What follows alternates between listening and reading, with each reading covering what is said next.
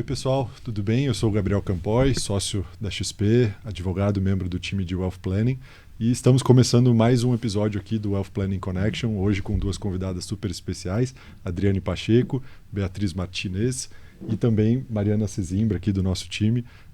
Obrigado pela presença de vocês, sócias do escritório Humberto Sanches e Associados, especialistas, super especialistas no tema de família e sucessões, que é um tema que daria para fazer vários episódios aqui do nosso Connection, mas hoje com um foco aqui para a gente falar de um assunto que tem surgido bastante nas conversas com as famílias, seja na primeira, segunda, até na própria terceira geração, que é a separação, o divórcio ou até a dissolução de uma união estável, o término de um relacionamento, um casamento e os seus efeitos patrimoniais, as suas preocupações para o nosso escopo aqui do Wealth Planning, do planejamento. Obrigado pela presença de vocês, um super prazer ter vocês aqui com a gente e eu espero que a gente consiga conversar dentro do limite do tempo aqui, porque tem vários assuntos para a gente passar.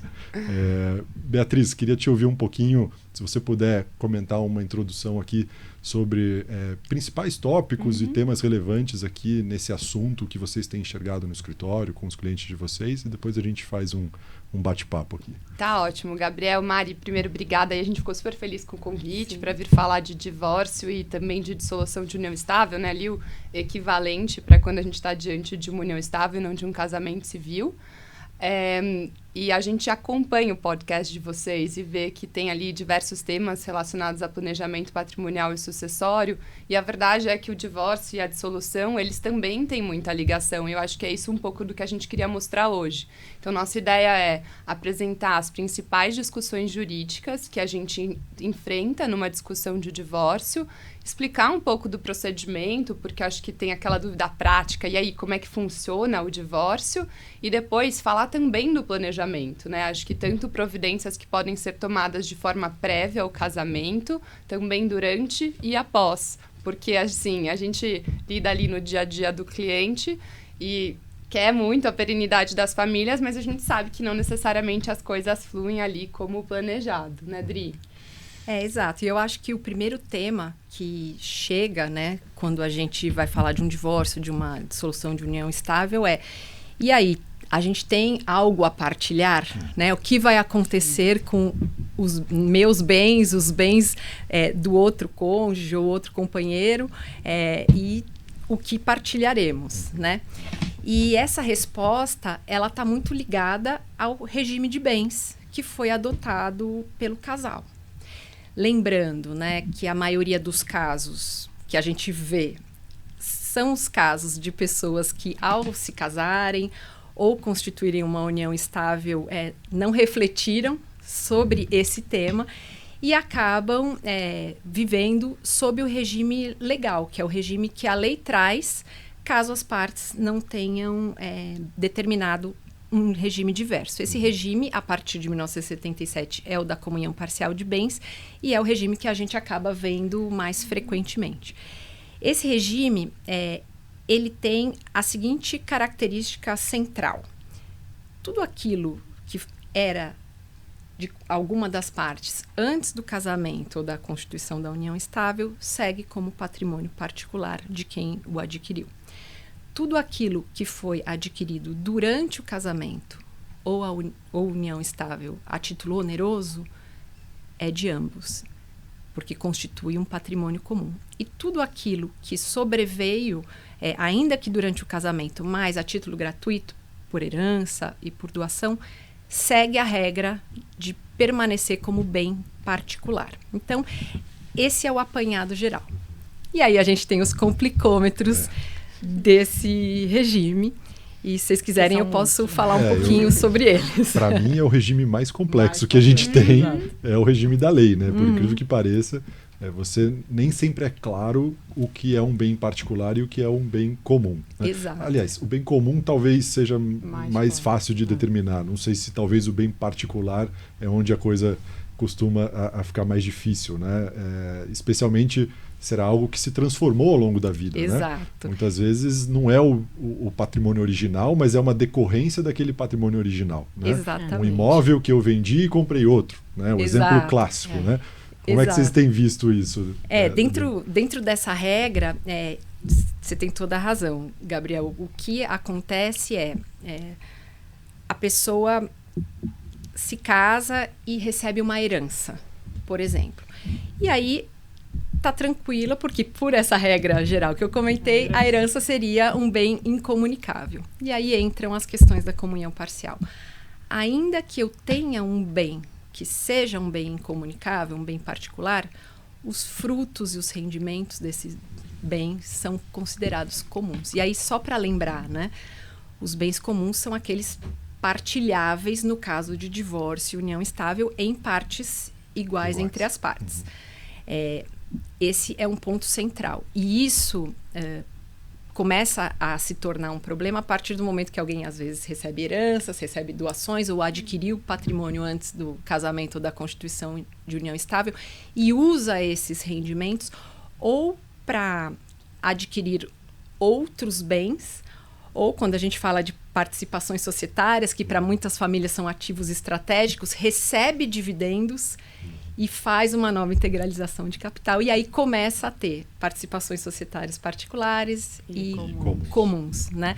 Um outro ponto que é bastante sensível quando a gente fala de comunhão parcial de bens é que muitas vezes os clientes se esquecem que os ativos que são considerados bens comuns, eles podem estar em nome de um ou de ambos os cônjuges. Então, nesse caso que eu citei da participação societária, né, vamos imaginar que a parte recebeu dividendos, subscreveu um novo aumento de capital e recebeu cotas em contrapartida. Essas cotas nominalmente estarão em nome exclusivamente dessa parte. Mas pela forma da sua aquisição, a lei reputa essas cotas como bens comuns. E isso a gente vê muito, né, nas reuniões. Não, mas eu recebi, está no meu nome, é só meu. Então, esse é um outro ponto. E um terceiro ponto que eu acho que é relevante, que as partes muitas vezes se esquecem, é que existe uma regrinha da comunhão parcial de que os bens móveis se presumem adquiridos na constância do casamento. E aí a gente está falando de participações societárias, a gente está falando de aplicações financeiras, etc. A participação societária, eventualmente, se você tem um track record ali dentro de uma limitada, por exemplo, você consegue, por meio das alterações, né, verificar a aquisição. Você está falando de um imóvel, você consegue verificar e nem se aplica a presunção. Agora, a partir do momento que você está falando de aplicação financeira, é o famoso dinheiro não tem carimbo. Né? E a gente acaba tendo muito problema, porque como eu não consigo demonstrar que teve uma aquisição anterior ao casamento, eu chego na situação em que eu caio na presunção e aí isso passa a ser um patrimônio partilhável. Então, acho que... além dessas questões, a gente poderia citar N outras, né? Não sei, Bia, se você quer trazer algumas outras. Não, André, acho que tá perfeito. Assim, acho que eu mais vejo é aquela coisa, a reclamação. Ah, mas isso é só meu. Enfim, é como se a gente viveu na comunhão parcial e cada um tinha a sua conta, então as pessoas entendem como sendo donas do seu patrimônio próprio, mas não funciona assim. Então, acho que é muito comum a gente ver aquela frustração com a comunhão parcial e também, às vezes, a dificuldade na discussão.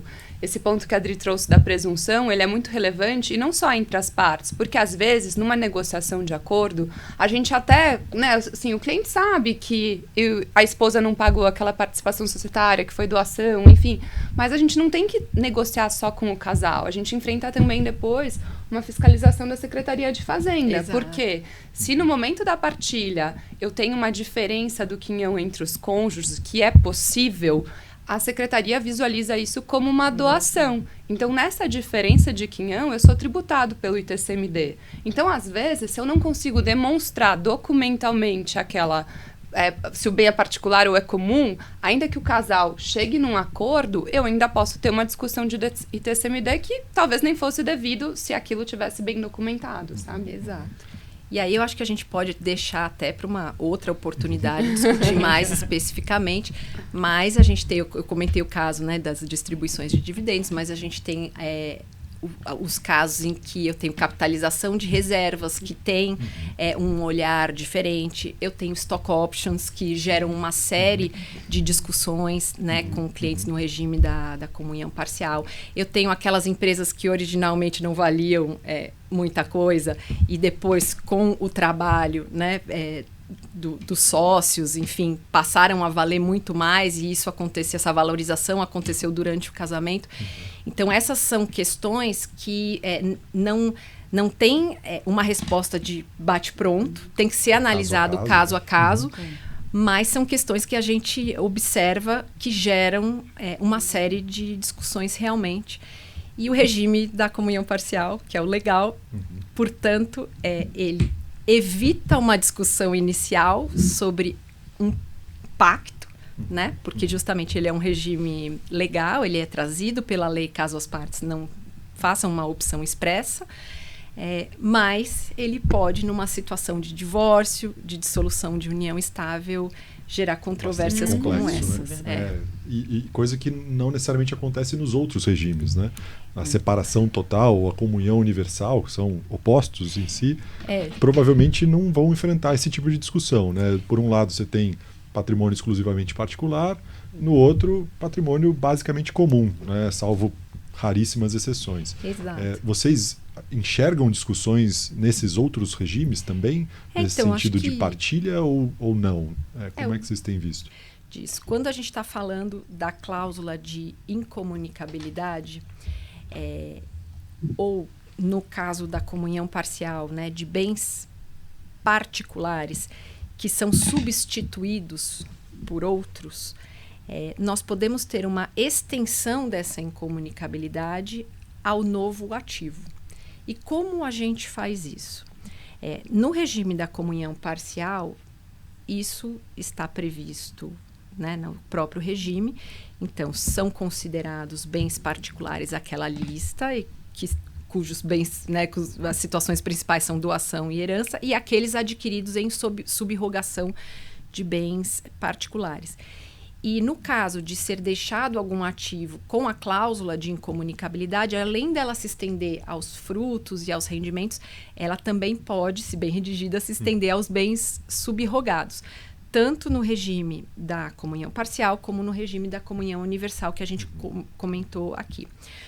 O importante é, que a gente tenha a cláusula bem feita, e 2, que a gente não se esqueça de deixar claro o caminho da subrogação. Perfeito. Então, quando eu falo, por exemplo, da venda de um imóvel particular, em qualquer um desses regimes, para a aquisição de um novo imóvel, eu preciso fazer constar que houve a subrogação nos documentos aquisitivos e na matrícula. Caso contrário, a gente vai ter um problema. Para provar que é um bem particular, que segue o destino de bem particular, como era o anterior. E quando a gente está falando de participações societárias, por exemplo, em caso de incorporação, eu acho que esse é o caso clássico, né? Uma sociedade incorpora a outra, então eu tenho...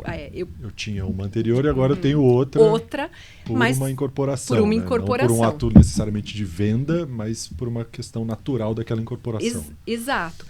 E aí, o que acontece? Eu tenho a regra da lei no caso da comunhão parcial de bens, mas uma coisa é eu ter que trazer para o juiz me dizer que aquele é um bem subrogado. Outra coisa é eu fazer constar nos atos societários que houve a subrogação. Então, isso é uma preocupação que a gente tem, né, nesse pós-planejamento. Então, o cliente tem interesse em tornar aquele ativo um bem particular, seja fazendo uma doação ou deixando um testamento para alguém com a cláusula de incomunicabilidade extensiva, né, a tudo.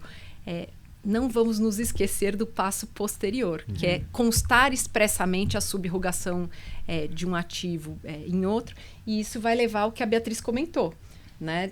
Se eu tenho a subrogação clara, eu também consigo deixar claro para a fazenda que aquele é um ativo particular e não que é um ativo particular depois de ter todo um raciocínio ali feito para demonstrar que isso acontece. Então, acho que a gente tratou um pouquinho de comunhão parcial com esses detalhes por conta da incomunicabilidade e a questão da incomunicabilidade na comunhão universal o que também. a gente não discute na separação total. Total. E aí eu acho que é um ponto que a gente precisa lembrar, que é o seguinte: nós temos 2 regimes de separação de bens. Né? Então, lembrando que nós temos um regime de separação legal de bens e um regime de separação convencional de bens. Queria começar falando um pouco do regime da separação legal, que esse ano, inclusive, foi objeto de bastante discussão por conta de uma decisão do STF, mas o regime da separação legal, que é imposto pela lei, tem como situações principais aquelas em que a parte contrai uma nova união, seja uma nova união estável ou um novo casamento, e não fez a partilha anterior. De um divórcio anterior. Ou de uma união estável anterior. Né? Então, nesses casos, a lei impõe a separação legal. E nos casos da pessoa que inicia uma união estável ou se casa com mais de 70 anos. Esses são os casos clássicos de separação legal de bens. Ou seja, eu não posso escolher o regime. É uma imposição da lei nessas duas situações. O regime da separação obrigatória ou separação legal. Obrigatório ou legal. Perfeito. Com um adendo. Como eu mencionei, esse tema foi discutido por conta de uma decisão do STF que, especificamente para os casos dos maiores de 70 anos, entendeu o seguinte: vigora a regra de que o regime imposto pela lei, aqueles que contraem união estável ou casamento com mais de 70 anos, é o da separação legal, porém, nada impede que essas pessoas pactuem por meio de escritura pública um regime diverso. Então, no caso da ausência de partilha, eu não tenho como adotar um regime diferente.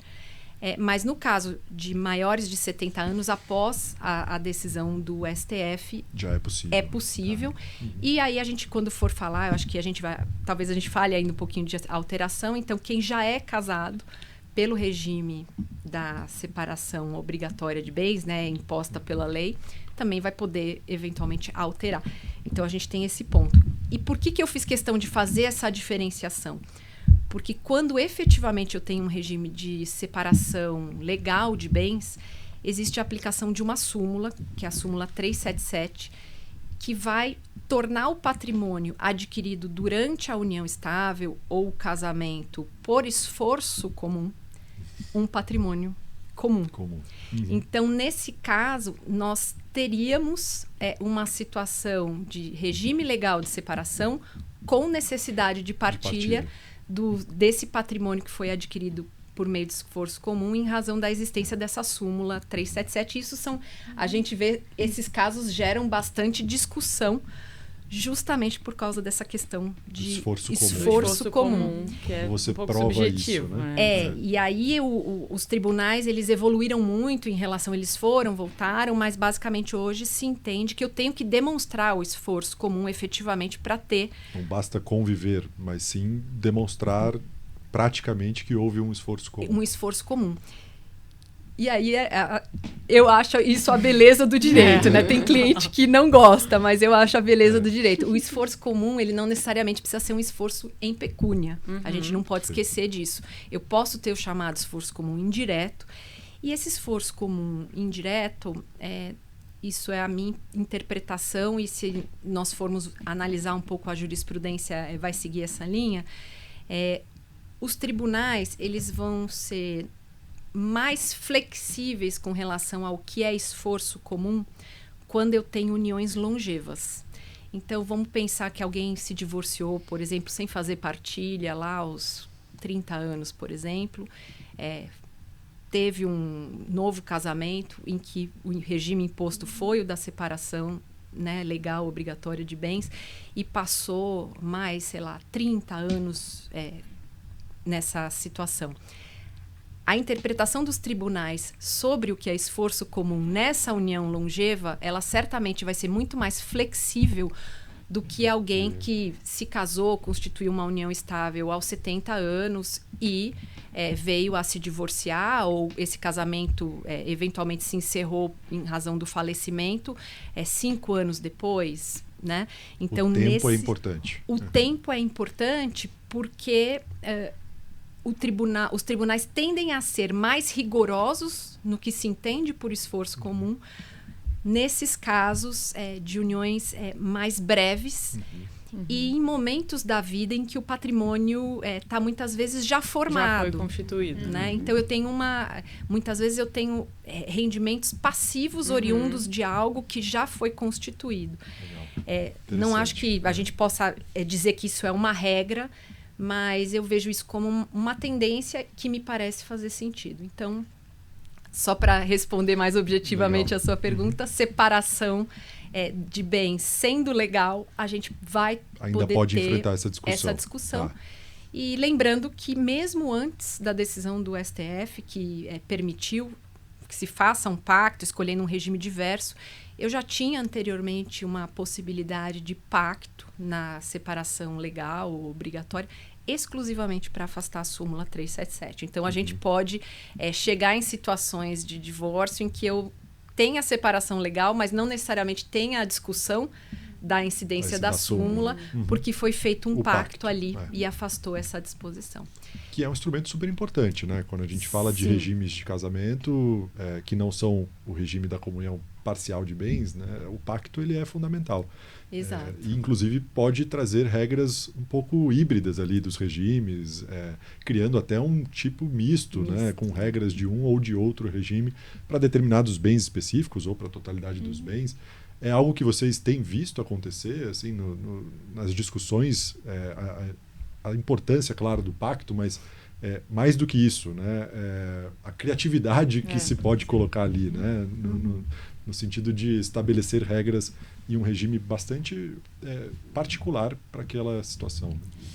Eu entendo, e a gente vê bastante o seguinte, o pacto e como a gente mencionou, né?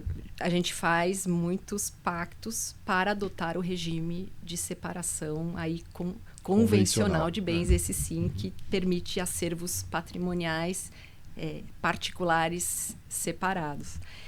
E esses pactos, eles são redigidos de uma forma não necessariamente única, porque muitas vezes o cliente fala, mas por que eu preciso de um advogado para fazer um pacto se eu poderia ir num cartório e fazer um pacto, né?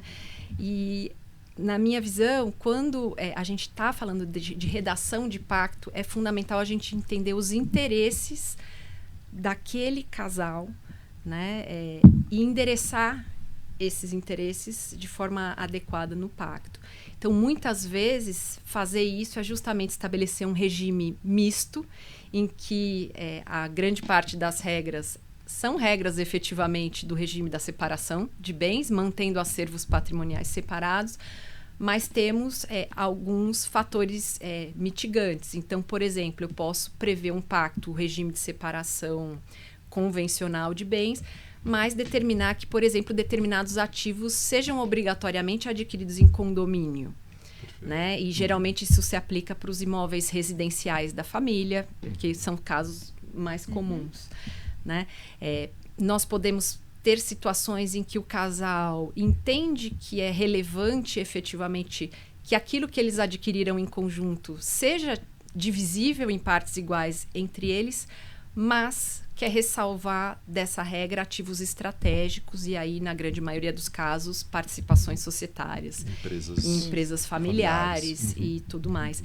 E outros casos que depois eu queria que a Bia até comentasse, mas que eu tenho visto bastante, são casos em que está claro que o regime de separação de bens é aquele que, numa situação de divórcio, de dissolução de união estável, vai gerar menor chance de disputa patrimonial, mas existe uma preocupação de um cônjuge ou de um convivente com o outro de, por exemplo, iniciar essa união por alguma razão, alguém se afastar do mercado de trabalho, parar de ter rendimentos próprios e ficar numa situação patrimonial desfavorável. Então, também tenho visto mais e mais demandas e tenho tido cada vez mais conversas sobre cláusulas inseridas em pactos de separação de bens que prevêem determinados valores que serão atribuídos a uma outra parte, por exemplo, a partir do momento em que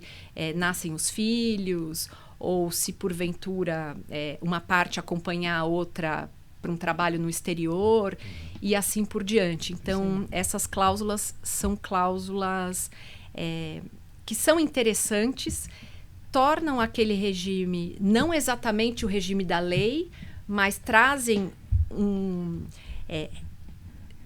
determinadas previsões que se ajustam àquele casal especificamente, às necessidades daquela família especificamente. Então, nesse sentido, não só o pacto serve para organizar o que é patrimônio de cada um e o que eventualmente poderia ser partilhado, mas ele traz uma chave que, para mim, é muito relevante no planejamento patrimonial e sucessório, que é desincentivar conflitos, né? Então, a gente tem ali uma perspectiva de, se organizados aqueles interesses, lá na frente, no caso de disputa, a gente pode ter uma discussão que não é a mais simples, porque a Beatriz vai trazer aqui outros pontos que a gente fala no divórcio, mas pelo menos a questão patrimonial fica um pouco mais organizada. E acho que um último ponto que eu queria trazer e que vi também em regimes mistos e que é muito interessante, foram casais que trouxeram já no pacto como seriam apurados haveres em caso de dissolução do casamento, permanecendo ambos sócios. Perfeito. Porque acaba o casamento, mas não acaba a sociedade. Não necessariamente, depois de acabar o casamento, a união estável, eles querem permanecer naquelas situações. E aí a gente poderia ter uma outra briga além do divórcio, que é o valor dos haveres, né? De quanto eu recebo pela participação societária que eu detenho. E aí já houve pactos em que a gente previu isso expressamente e certamente foi algo bem interessante para uma eventual situação de ruptura desse casal. Mas eu queria que você contasse as outras cláusulas e as outras situações. Né? Exato. Não, super legal. Acho que essa história de determinar o que é particular, o que é comum, é fundamental. O regime de bens cada vez se prova mais um tema que tem que ser conversado. Né? Exato. Muitas vezes a gente percebe os clientes aqui, né, Mari, com receio de falar do tema, né? Principalmente quando a gente vai discutir se é ou não uma união estável, ou vou fazer ou não um contrato de uma união estável, qual é o regime, né? Mas a consequência ela é muito grave, né? De não entrar nessa discussão. Mas não é só isso que a gente enfrenta nesse processo, né? Na dissolução de uma união estável ou num divórcio. Nem tudo é patrimônio, a gente tem várias outras consequências aqui, temas importantes para discutir, como, por exemplo, guarda de menores ou a necessidade de alimentos, né, que são super importantes nessa discussão. Bia, queria te ouvir um pouquinho quais outros temas vocês enxergam aqui nesse processo, nesse tipo de conversa. Bom, Gabriel, acho que superada a discussão da partilha, se tem ou não tem aí, dependendo do regime, os outros dois grandes temas que a gente enfrenta são relacionados à pensão alimentícia e relacionados aos filhos. Então, né, do lado financeiro, começando, a gente apurou ali se tinha patrimônio comum, dividiu, e aí a gente vai ver como é que a família vive, né? Então, normalmente quando a gente recebe um casal no escritório para discutir divórcio ou dissolução de união estável e a gente entra na parte da pensão alimentícia, a primeira coisa que a gente faz é preencher ali um orçamento doméstico para apurar como que é a despesa ali, o dia a dia da família, quais são as contas que precisam ser assumidas e quem é que normalmente na dinâmica do casal faz frente àquelas despesas. Então, como as pessoas estão vivendo? E aí a gente se surpreende que tem muita gente que não sabe, acaba nem tomando partido ali, um envolvimento.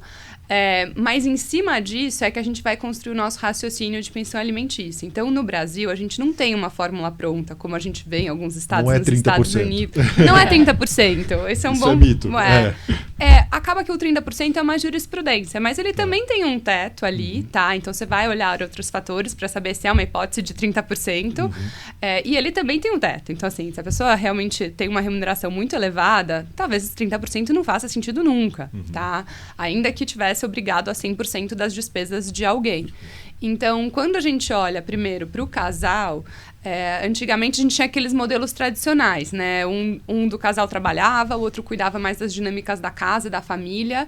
E aí, no momento de um divórcio, a gente tinha uma obrigação fixada em favor daquele que nunca tinha trabalhado e estava ali há décadas casado, às vezes uma pensão vitalícia, às vezes uma pensão muito boa, que dava realmente um conforto para manter ali todo o padrão que a família tinha. Hoje em dia, não é que você não possa ter uma decisão ou um acordo nessa linha, você tem, mas essa composição de família é muito mais rara. Então, se a gente pensa um casal jovem, com filhos mais novos, etc., é comum que a gente tenha os dois trabalhando. Muitas vezes, a mulher ganhando mais do que o homem. E aí, a gente vai olhar, putz, faz sentido? Existe uma dependência econômica entre os cônjuges ou entre os companheiros? Se tiver, a gente vai entrar assim na esfera de discussão de pensão alimentícia. Se não tiver, a gente já dá esse tema por encerrado. E, normalmente, num acordo, vamos falar assim, o que acontece é uma renúncia da pensão entre o casal, tá? E precisando... Na maior parte das vezes, a gente não está mais diante de uma pensão vitalícia. A gente vai olhar ali, ou porque a pessoa parou de trabalhar, porque foi ficar mais próximo dos filhos, ou tinha algum outro projeto pessoal, foi fazer um curso, um mestrado. Às vezes a gente olha, então, é uma situação de estabelecer uma pensão provisória, transitória, que a gente chama, para dar um tempo para que aquela pessoa, passado ali a situação de separação, se reestabeleça no mercado de trabalho e não construir ali uma relação de dependência entre o casal para sempre, mesmo após o divórcio, né? Legal. A idade é importante nessa discussão, eu imagino, né? Sim, muito porque na idade você começa a pensar quais são as chances daquela pessoa se recolocar, né? Perfeito. Enfim, que espaço ela teria no mercado de trabalho? Sim. Obviamente, se tem um patrimônio, era um patrimônio relevante, fiz uma partilha, era comunhão parcial, do casal não trabalha, mas recebeu por meação um patrimônio que gera renda, isso também é considerado. Mas numa situação em que não existe renda, por patrimônio, a gente tem que olhar realmente a renda do trabalho. E passa muito aí também uma adaptação, né? Então, é óbvio que para muitas famílias, você ter duas casas, duas dinâmicas separadas, não consegue manter o mesmo padrão. Por outro lado, naquilo que for possível, e sendo possível, um dos princípios que rege esses cálculos, vamos dizer assim, é você, de fato, tentar manter o padrão que a família experimentava enquanto estava juntos, tá? E isso desce também aí para o raciocínio dos filhos. Então, num exemplo aqui, casais jovens, todo mundo trabalhando, cada um se banca, a gente vai olhar, então, para os filhos. Filhos menores de idade, ou ainda que maiores, mas que mantenham uma relação de dependência econômica, então, com pessoas com bom padrão de vida, que é jovens que estão na faculdade, é muito comum ainda ter obrigação de pensão alimentícia. O que a gente vai olhar? Quanto custa a vida desses filhos e quanto cada um dos pais pode contribuir. E a tendência tem sido que ambos contribuam. Então, ainda que você tenha um com uma situação patrimonial ou financeira melhor que o outro, é muito comum que se busque ter a contribuição dos dois pais, ainda que de forma mais simbólica ou menor, justamente porque se enxerga que isso é um fator importante para o crescimento dos filhos, tá? Então, enfim, esse é um outro segundo tema grande, aí mais financeiro, relacionado ao divórcio, às dissoluções de união estável, que muitas vezes é mais simples, outras é temporária, outras, de fato, a gente entra ali no detalhe da vida das crianças e tudo mais. E quando a gente tem menor de idade envolvido, a gente tem aí a nossa terceira grande pauta, que é a guarda e o regime de convivência. A lei brasileira hoje tem como regra geral a guarda compartilhada. Então, se não tiver nada que desabone um ou outro dos genitores, a gente tem hoje uma regra de guarda compartilhada. O que isso significa, né? Que ambos os pais, eles são responsáveis pela criação dos filhos e pelas decisões dos filhos. Se um tem uma questão e isso compromete ali o exercício da guarda em relação aos filhos, aí, de fato, a gente vai para uma hipótese de guarda unilateral, seja da mãe, seja do pai, tá? E tem também a guarda alternada, que acaba até sendo menos utilizada, mas que seria uma variação. Um período de guarda da mãe, um período de guarda do pai. Acaba sendo menos usada, tem muita gente que vê muita polêmica nisso, mas, de qualquer forma, a gente também... Acho que vale explicar, porque são confusões comuns. Então, uma é em relação à convivência dos filhos com o pai, com os pais, porque eu ter a guarda compartilhada importa que eu preciso privilegiar a divisão dos filhos de tempo com ambos. Mas não significa que o filho vai morar com os dois. Então, ainda assim, eu posso ter o filho, por exemplo, uma criança muito pequena. Eu posso ter ali a residência fixada com a mãe ou com o pai e vou ter aí um tempo de convivência estabelecido para que aquele genitor com quem a criança não está morando desfrute da convivência do filho, que inclusive hoje é muito visto, né, como uma obrigação do pai, um direito da criança e não só um direito, né, do pai ou da mãe, de eu posso estar com meu filho. Não, eu devo estar com meu filho porque isso é importante para ele. Então, assim... Quando eu combino a guarda compartilhada, eu ainda entro nessa esfera de discussão que como é que vai ser a divisão do tempo das crianças, né? Onde vão dormir, quando e tudo mais. E aqui a gente também tem visto muito progresso, né? Assim, então, alguns anos, décadas atrás, a gente tinha aqueles regimes muito tradicionais. Então, morava com a mãe, o pai ia ver quarta-feira e fim de semana alternado. Então, assim, hoje, não. A gente caminha para vários outros combinados. A gente tem casos mais modernos com discussões de nesting, por exemplo, que é uma dinâmica onde as crianças têm uma casa e os pais é que vêm e vão nos seus respectivos períodos de convivência. Então, enfim, eu acho que a sociedade tem também se modernizado e aberto aí a cabeça para outros combinados.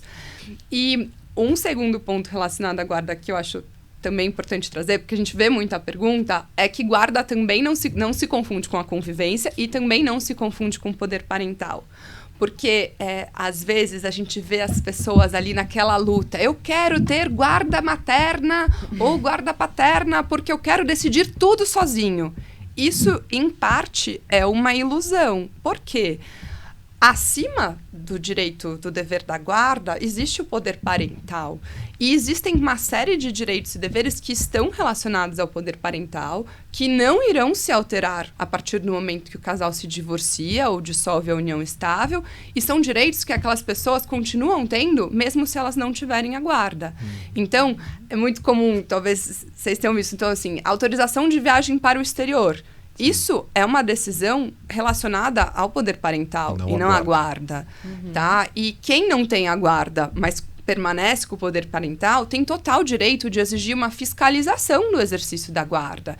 Então, tá bom, uma mãe ou um pai que tem a guarda unilateral pode ir lá e fazer uma matrícula na escola sozinho, mas aquele que não tem a guarda, mas tem o poder parental, tem o direito de questionar se não concordar com aquela decisão. Então, assim, existe uma autonomia, mas até certo ponto, tá? E eu acho que isso é bom as pessoas terem clareza, porque é importante, né? Enfim, tudo caminhando nessa contribuição dos dois pais muito, presentes. Né? Acho que a gente vê muito essa discussão na jurisprudência, né? Acho que o conceito de família muda, a forma e a dinâmica familiar muda ao longo do tempo, e isso, em algum momento, é refletido nas decisões que foram levadas para a discussão, né? Eu acho que tudo que você colocou é muito curioso, porque tira vários estigmas que a gente escuta, né? Sim. Aquela coisa da pensão de 30% do salário, ou de que a guarda necessariamente é da mãe ou do pai, enfim. Na prática nem sempre é assim, né? Eu acho que são decisões que, claro, são discutidas num momento delicado, porque a gente está falando de uma separação, de uma dissolução, de um casamento, de uma união estável, mas que permitem hoje acordos, né? Acordos e, claro, levando em consideração o interesse do menor, dos filhos, né? Que é o mais importante. Sim. Então, eu acho super curioso essas novidades todas que você está trazendo em relação a essa flexibilidade mesmo de se discutir quem tem a guarda, se vai ser compartilhada, se vai ser unilateral e como isso não se confunde com o poder parental mesmo dos pais nas decisões de educação, de criação dos seus filhos, né? Mesmo após a separação e a dissolução. Mari, fica à vontade aí. Acho que tem várias perguntas. Uma pergunta, Bia. Como que fica a questão da pensão alimentícia desse menor em caso de guarda compartilhada? Considerando que ali, nesse caso, os pais estariam contribuindo com as despesas no dia a dia, proporcionalmente ao tempo que os filhos ficariam na casa de cada um deles. Mari, esse é um tema que sempre dá bastante discussão, até porque aí já entra até numa parte procedimental, por exemplo, quem tem o direito de pedir pensão em nome do filho? É aquele que tem a guarda, enfim.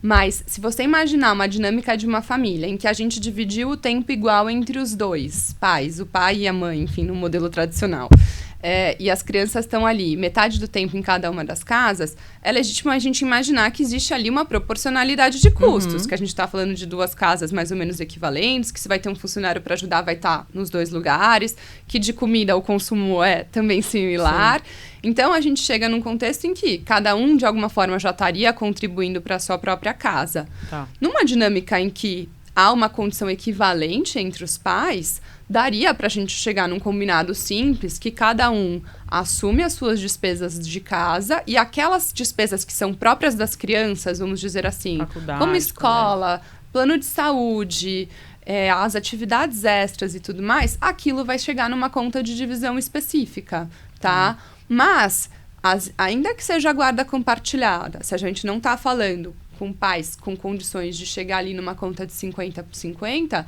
a gente poderia ter sim.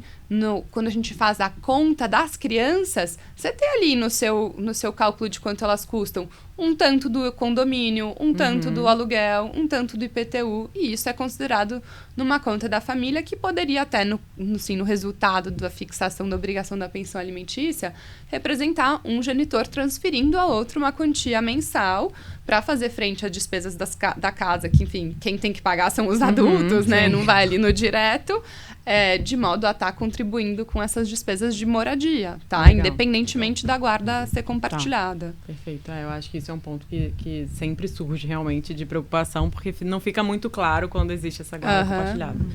Perfeito. E perguntando um pouco da prática agora, esse processo, ele é judicial, ele é em cartório? Quando que eu posso ir por um caminho ou pelo outro? Ou se existe uma recomendação de ir por um caminho ou pelo outro? Como é que vocês têm enfrentado essa dinâmica mais prática aí de como formalizar um divórcio ou uma dissolução de um contrato de união estável? Bom, a gente é super pró-acordo, né, Bia? Então, enfim, chegou alguém ali, ou seja, um do casal ou os dois juntos, a primeira coisa que a gente faz é iniciar ali uma negociação, uma apuração de como as pessoas vivem, porque, de novo, é isso que vai levar para as dinâmicas de guarda, visitas, pensão, etc., e também entender a composição do patrimônio para partilha. Mas, construídos os combinados, a gente monta um acordo que, se tiver menor de idade ou incapaz, precisa ser homologado judicialmente, porque o Ministério Público precisa ser ouvido, tá? E aí, nesse caso, é uma grande petição, que vai ter diferentes capítulos sobre todos esses temas que a gente está discutindo aqui.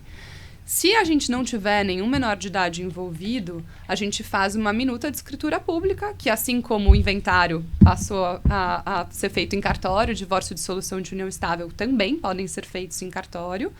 E isso é também o mesmo modelo, só que numa escritura resolve todas as pautas, isso é levado a registro, enfim, tudo resolvido, tá?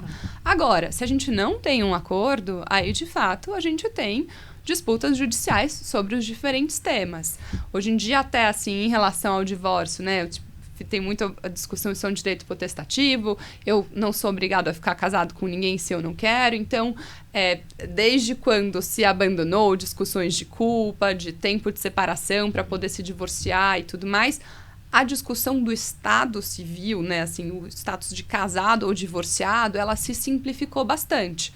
Então, a princípio, o que justificaria, não sei nem se essa palavra é certa, mas o que potencialmente poderia se alongar ali numa discussão judicial seriam os outros temas. Então, seja guarda, visitas ou as disputas patrimoniais ali, como união parcial, que a gente já viu que é super cabeluda e poderia dar anos no judiciário, né? Então, enfim, o judiciário, ele precisa ser acessado ou porque a gente tem menor ou porque, de fato, a família não conseguiu chegar num acordo e aí as disputas começam.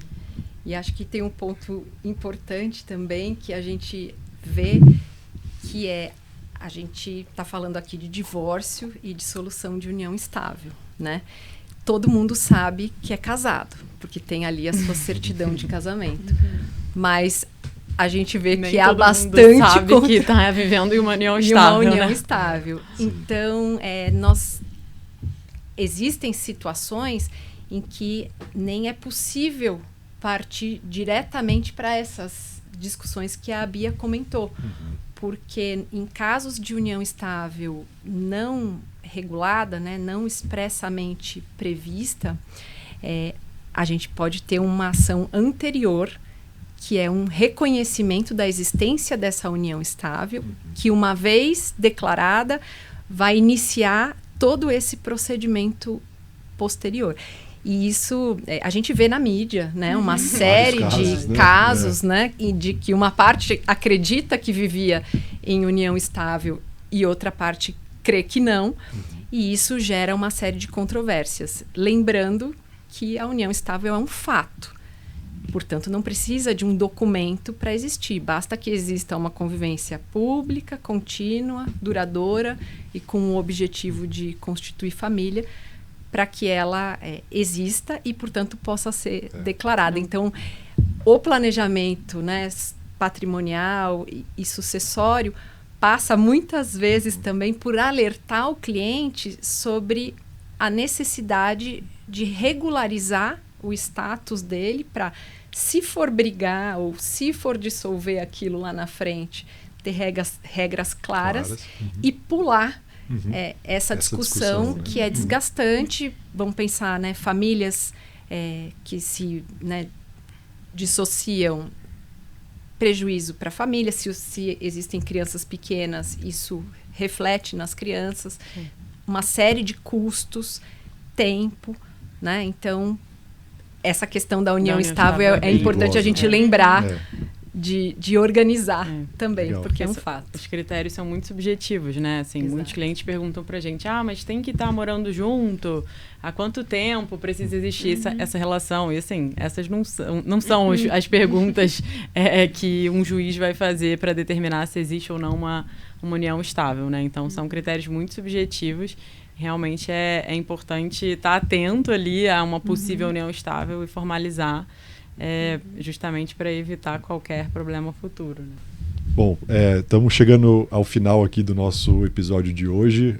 Bastante coisa foi falada, super interessante. Acho que tem vários temas aqui para a gente refletir e aprofundar nas discussões com os clientes. Queria passar para vocês para as considerações finais, mas já deixando o agradecimento aqui, que foi super bacana recebê-las no nosso Connection para falar desse tema que é super interessante. Adriane, você tem mais alguma contribuição aqui para a gente fechar? Fica super à vontade. Beatriz também. Eu queria, mais uma vez agradecer, é um prazer imenso estar aqui. E eu acho que, a título de consideração final, eu queria lembrar que uma vez que as partes passem por um processo de divórcio, de dissolução de união estável, isso tem um impacto muito grande no planejamento patrimonial e sucessório, né? A primeira questão, uma vez que eu não tenho mais um cônjuge ou um companheiro, eu não tenho mais um herdeiro aí concorrendo com descendentes, ascendentes, nem ocupando a terceira posição sucessória sozinho. Então, é muito importante que, passado essa fase do divórcio, da dissolução, os planejamentos sejam revistos para se ajustarem os documentos e seguir da maneira que atende melhor aos objetivos das partes. Muito obrigada. Legal. E se a gente olha para o testamento, a gente tem um ponto que vale também, que às vezes você pode não querer que o seu ex-cônjuge seja o administrador dos bens dos seus filhos, caso você tenha uma falta prematura e um menor herdando, e por testamento também é possível ali, né, eleger um curador. E eu acho que para quem ouviu as explicações dos regimes e ficou com medo, principalmente aí de uma discussão de divórcio com comunhão parcial, fica o recado de que é possível fazer uma mudança de regime, então tanto na união estável quanto no casamento. Isso não tem efeitos retroativos e a indicação sempre é que haja uma partilha desse patrimônio adquirido durante o período do relacionamento, mas enfim, dá para combinar para frente, isso é tudo muito tranquilo, a gente faz muito lá no escritório. Legal. Então, enfim, obrigada Mariana, Gabriel, contem conosco aí. Obrigada, Adri, foi ótima conversa. Valeu, gente.